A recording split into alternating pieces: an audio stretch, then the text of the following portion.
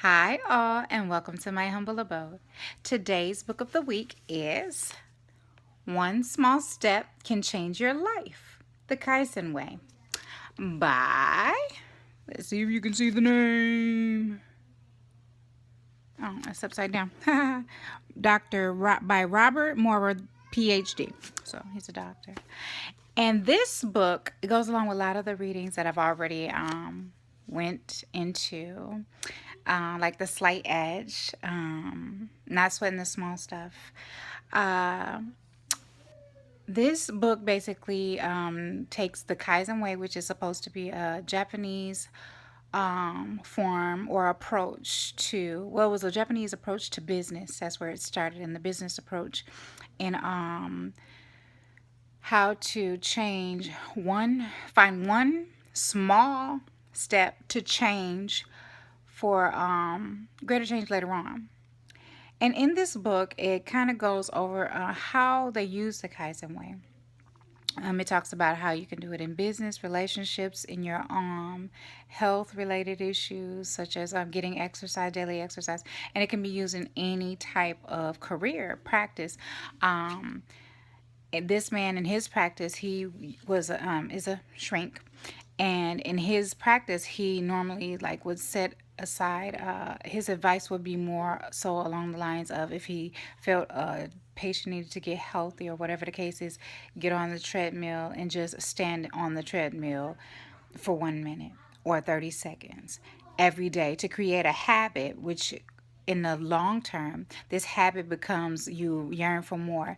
It's kind of getting away from the fact that he says that the way our brains are made up, we basically go into this fight or flight mode, most of us, when it comes to change. And so instead of doing a drastic change in something that you'll probably drop later, in the close future, you do something small to where your brain doesn't feel like it's going into shock or it's doing something that's super dramatic and feeling scared or feeling like overwhelmed.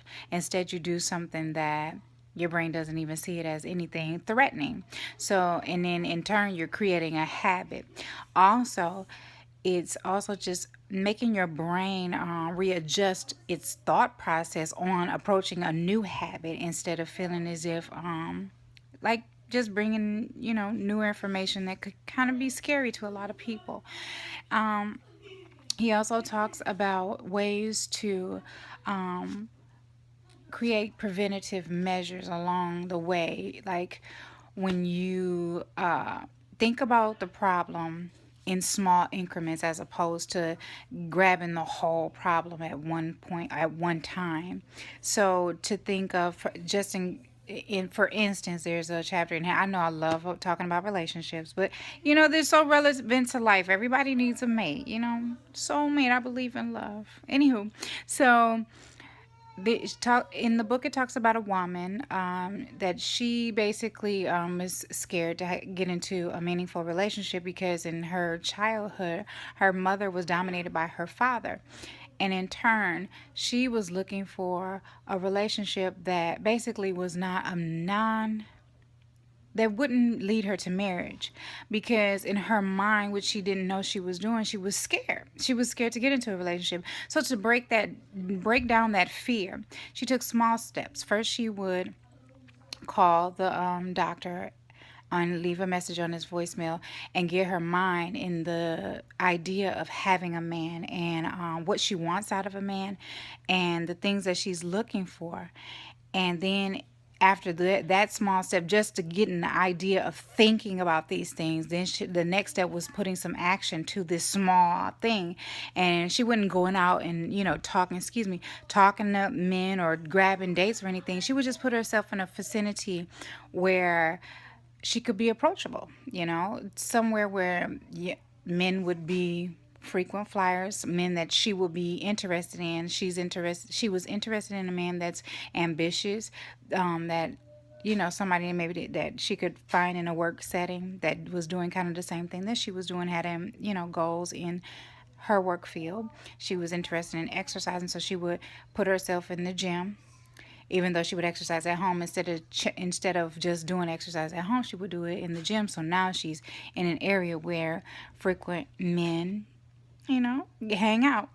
And then she would eat her lunch down in an area where it's a very sociable atmosphere. So some man was going to approach her, during the business hours or whatever the case is, in her where her business office was located. So those were small steps that she took in order for her to get over the fear of the fact that she felt like she didn't want a dominating man, but also recognizing, with the small steps of understanding that it's okay to have the wants that you want, and that every man is not going to be her dad. So, small steps in this way, and trying to overcome the fear factor, is a big thing in this book. I really enjoyed reading this book. I hope I gave this book some justice, because it's about, I want to say it's about almost 200 pages, like 170, but it's a very good read, and I suggest you see. The thing about these books, to me, self-help, is these are the things that I need, and I know there's somebody out there that needs these as well. That's why I constantly bring them to you. And these are books that I'm finding at beautiful places. Like, I found this on Bay Road in Saginaw, Michigan, next door to Grains and Greens, a health food store. It's a bookstore. Yeah, I didn't even know it existed. And I got this book for $2. Go figure, right? Good read, good read. All right, so thanks for watching my review. I hope this book, you like it, and I hope it helps you in your everyday life. All right, thanks. Have a great afternoon and love yourself. Bye bye now.